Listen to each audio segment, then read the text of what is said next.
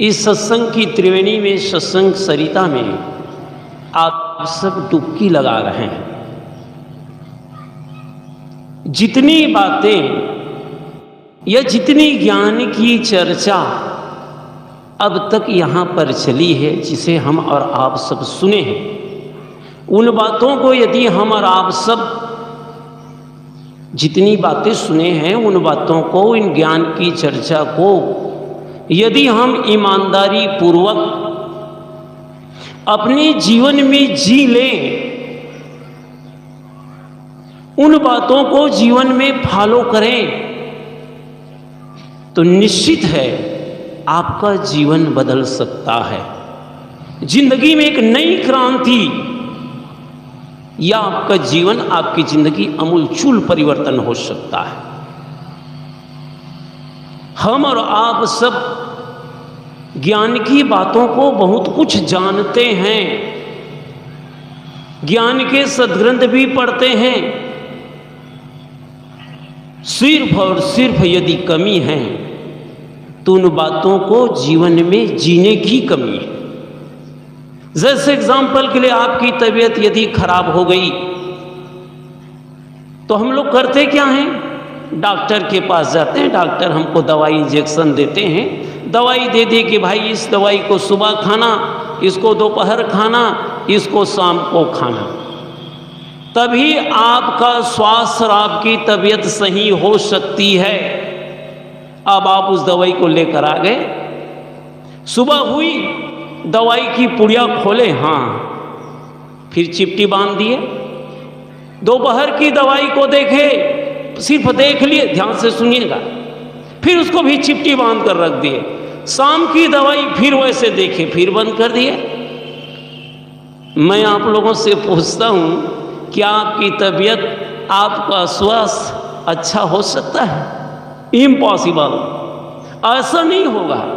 उस दवाई का आपको सेवन करना पड़ेगा, साथ साथ परहेज की भी आवश्यकता है। कितने लोग होते हैं दवाई भी खा रहे, खट्टा मत, अरे क्या होता है यार, चलता है। जीव स्वाद, जितना हमारा मन दुनियादारी में, बाहरी दुनिया में लगता है, उसमें हमारा मन आकर्षित होता है। दुनिया की चीजों पे जितना हमारा लगाव होता है, उतना मन, उतना दिल और दिमाग जीवन को व्यवस्थित करने में नहीं लगता। और यदि जिस दिन लग गया, मानो आपके जीवन में 4 चांद लग जाएंगे। संत और गुरुजन तो प्रयास कर रहे हैं, संतों गुरुजनों के हितों की कृपा, असीम अनुकंपा हमारे ऊपर बरस रही है। इन संतों ने जो जीवन में अनुभव किए, जो पाए, उनको खुले दिल से, खुले हृदय से परोस रहे हैं। अब हमारी पात्रता कितनी है, हम कितनी उनकी ज्ञान और ध्यान की बातों को अपने जीवन में सहेज पाते हैं, ये महत्वपूर्ण है। ये हमारा जो नटखट मन है, पाजीपना जो करता है, जो चंचल मन है, ये हमें सत्संग और भजन जीवन निर्माण की ओर जाने नहीं देता। जैसे कितने घरों में जब हम लोग जाते हैं तो माताएं बहनें शिकायत किया करते हैं, क्या बताएं साहब, बच्चा बहुत नटखट है, बहुत चंचल है, थोड़े बदमाश किस्म के हैं। इन बच्चों को कितना समझाओ, कितना मनाओ, करता वही है जो नहीं करना चाहिए। तब उसके मम्मी पापा, घर के मेंबर, घर के सदस्य क्या उन बच्चों को समझाना और बुझाना छोड़ देते हैं क्या? बताते रहते कि बेटा ये ना करो, वो ना करो, ऐसा ना करो। फिर धीरे धीरे वही नटखट बच्चा धीरे धीरे मम्मी और पापा की बातों को समझने लगता है कि ऐसे करने में अनहित है, ऐसे करने में हित है। ऐसा ही आपका मन है। मन को आप ज्ञान की बातों का चपत लगाते रहिए, समझाते रहिए, बुझाते रहिए, तब कहीं जाकर आपके विषयों में चरने और विचरने वाला मन तब जाकर समझेगा। आज इस कबीर आश्रम के प्रांगण में आप 3 दिन सत्संग किए, उसके बाद फिर हफ्ता भर ज्ञान की चर्चा ही नहीं सुने, तो फिर गए भैंस पानी में। कुछ नहीं होगा, भूल जाओगे, क्योंकि मन में विकारों का जखीरा है, मन में विकारों की वासनाओं की प्रबल धारा बह रही है। इसलिए तो ज्ञान और ध्यान की बात मन में, जैसे कोई पात्र हो, एक गिलास, तो चलिए गिलास पूरे पानी से भरा है और कोई व्यक्ति आपके गिलास में, उस पात्र में दूध डाले, तो वो दूध कहां जाएगा? कहां जाएगा हेमलाल जी? वो दूध नीचे गिर जाएगा, रह जाएगा पानी। ठीक यही हो रहा है ज्ञान और ध्यान की बातों को अंतम तो ठसाठस लबालब विकारों से मन भरा हुआ है, हृदय कलुषित है। आप ज्ञान की बातें सुनते हैं, आपकी कान तक संतों की अमरवाणी जाती है, लेकिन ज्ञान की बातें वहीं से छिटक जाती है, क्योंकि जगह ही नहीं है। इसलिए कहा ना, संत मिलन को जाइए तज माया अभिमान, और ज्यों ज्यों पग आगे धरे कोटिन यज्ञ समान, खाली करके आए पात्र को। तभी तो ज्ञान की, ध्यान की, जीवन उपयोगी बातों को आपके जेहन में, आपके हृदय गुहा में, आपके अंतःकरण में आप रख पाओगे। संतों की बड़ी कृपा है। एक छोटी सी कहानी मैं आप लोगों को बताऊं। 2 दोस्त थे, तो ध्यान से सुनेंगे, अटपटी सी कहानी है। दोनों दोस्त रास्ते रास्ते चल रहे थे। एक दोस्त के कंधे पर ऐसा थैला लटका हुआ था। उसके एक दोस्त अपने दूसरे दोस्त से 3 क्वेश्चन करते हैं। पहला क्वेश्चन करते हैं, यदि तुम ये बता दो कि मेरे इस झोला में क्या है तो सारे अंडे तुम्हारे। ध्यान से सुनना भैया आप लोग। पहला क्वेश्चन करता है, यदि तुम ये बता दो कि मेरे इस झोला में क्या है तो सारे अंडे तुम्हारे। दूसरा क्वेश्चन करते हैं, यदि तुम उसकी गिनती बता दो, संख्या बता दो, तो 8 अंडे तुम्हारे। तीसरा और अंतिम क्वेश्चन करते हैं, यदि तुम ये बता दो कि अंडा किस जानवर का, तो मुर्गी भी तुम्हारी। उसका दोस्त कहता है कि अरे यार, तुम्हारे सवाल भी बड़े अटपटे, कैसे कैसे तुम प्रश्न करते हो, क्वेश्चन करते हो, समझ में नहीं आता। शायद आप लोगों को समझ आ गई होगी। यदि तुम ये बता दो इस झोला में क्या, सारे अंडे तुम्हारे अंडे ही है। उसकी संख्या बता दो, उसकी गिनती बता दो, तो 8 अंडे तुम्हारे, 8 ही अंडे हैं। यदि तुम ये बता दो ये अंडा किस जानवर के, तो मुर्गी भी तुम्हारे। आपके इस भिलाई नगर में कोई मुर्गा अंडा तो नहीं देता। कितनी बातें सरल सहज हमारे गुरुजन त्याग तपस्या के बल पर जो कुछ बटोरते हैं, अर्जित करते हैं, एकदम सम्मान्य ढंग से बहा देते हैं। क्योंकि संत का हृदय, संत हृदय नवनीत समाना, जिसके अंदर छल ना हो, कपट ना हो, द्वेष ना हो, किसी भी प्रकार का दुराव और छुपाव ना हो, वो संत है। संत की परिभाषा नहीं कि सादा नीला पीला हरा पहनता हो। संत का स्वभाव है जो दुखी ना हो, अशांत ना हो, हर समय अपनी मस्तानगी में, अपनी खुमारी में मस्त रहे, वो संत। दूसरी बात, जिंदगी बहुत बेशकीमती जिंदगी है। हमारी जिंदगी बहाना में। अभी किसी अपने दोस्तों से पूछना कि क्यों जी 3 दिन तक सदगुरु कबीर हंसाश्रम में सत्संग चला, तुम कहाँ गए थे? एक भी दिन आप नजर नहीं आए, ईद के चांद हो गए।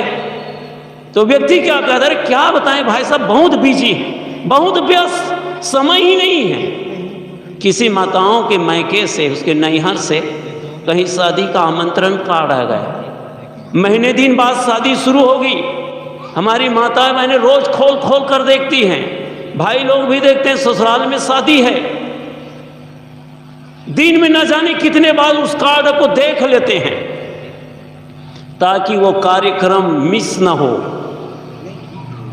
क्या कभी आप सत्संग भजन में जाने के लिए सोचते हैं? तो वैसे ही आप जहां कहीं भी सत्संग हो, भजन हो, मन में एक अनुराग जगे, निष्ठा जगे, मन में शौक हो जीवन को सजाने और तराशने का।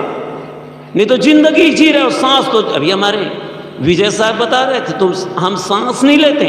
अरे वो तो स्वाभाविक चल रही, सही बात है। सांस लेते खाते पीते जिंदा रहोगे। ये शरीर क्या है? कुछ नहीं कर रहे हो, टट्टी बनाने का कारखाना है। हमारे गुरुदेव जी कहा करते हैं, ये टट्टी बनाने का कारखाना, खाओ पियो हागो मुतो, और क्या हो रहा? ये तो सब कर रहे हैं, कुछ हट कर करो। मनुष्य एक समझदारी भरी जिंदगी, जीवन को समझदारी पूर्वक जियो। जैसे जैसे आपकी उम्र दराज बढ़े, आपकी उम्र बढ़े, आपकी शांति भी साथ साथ बढ़ती जाए, आपकी समझ बढ़े। बहुत बात बात पर गुस्सा करते हो, ना समझ बनते हो, समझदारी बढ़े। ये जीवन की सबसे बड़ी सफलता। तो आदमी अपने आप को बिजी बना लिया है नहीं। ऐसे ही एक सेठ जी थे, उसकी कई फैक्ट्रियां थी। वो बंदा सुबह से दौड़ता था इस फैक्ट्री से उस फैक्ट्री, शाम को वापस आए तो उसकी धर्म पत्नी सेठानी कहती, अरे सेठ जी सुनते हो जी, अरे सदगुरु हंसा साहब भिलाई वार्ड क्रमांक 28 पर 48 पर सत्संग चल रहा है, चलो आज संतों के दर्शन कर लें, संतों के दीदार कर लें, कुछ ज्ञान की बातें सुन लें। सेठ जी कहता है, अरे सेठानी मेरे पास फुर्सत कहाँ है, अरे मैं तो बहुत बिजी हूँ। एक दिन हुआ क्या, उसका इकलौता बेटा पप्पू बीमार पड़ गया। देखो भाई, किसी के बेटा का पप्पू नाम हो तो बुरा मत मानना। तो उसका इकलौता बेटा पप्पू बीमार पड़ गया। सेठानी भी फिर कहती है, अरे सेठ जी, अरे पप्पू की तबीयत खराब है, डॉक्टर को दिखा दो। सेठ फिर कहता है, मेरे फुर्सत नहीं, मैं बहुत बिजी हूँ, तुम समझती नहीं, यहाँ तक मुझे मरने तक की फुर्सत नहीं। तो उसकी सेठानी कहता है, सेठ जी अभी मरना मत। सेठानी कहती है क्यों? सेठ कहता है क्यों? तो सेठानी कहती है, रोने की फुर्सत नहीं। कैसे भागम भाग की दुनिया चली, लोग भागे जा रहे हैं। अरे कहाँ जाओगे? जिंदगी को समझो, जीवन को समझो। आप अपने जीवन को तरासेंगे, गढ़ेंगे, आपको ही सुख मिलेगा, आपको ही शांति मिलेगा। देखो इस मंदिर में पत्थर की मूर्तियों को, ऐसे अनगढ़ पत्थर को कलाकार शिल्पीकार हथौड़ी मार मार कर उसको मूर्ति का रूप दिया। आज हम और आप सब जाकर उसी मंदिर में हाथ जोड़े, तुम्हें माता पिता तुम्हें बंधुश्च सखा, नारियल फूल सुपारी चढ़ रहा।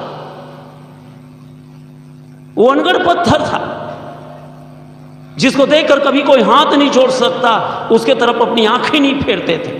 आज हर व्यक्ति का आकर्षण का केंद्र बना है। क्यों? क्योंकि उसको तरासा गया।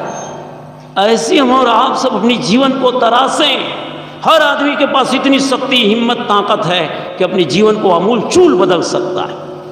आपके जीवन को उद्धारक आप ही हैं। इसलिए मेरे प्यारे बंधुओं, जो हमने जिया, जो हमने सुना है, उनको जीवन में हम उतारें। आप गाय भैंस को देखेंगे, भोजन करने के बाद, घास फूस खाने के बाद बैठकर वो क्या करता है और क्या करती है?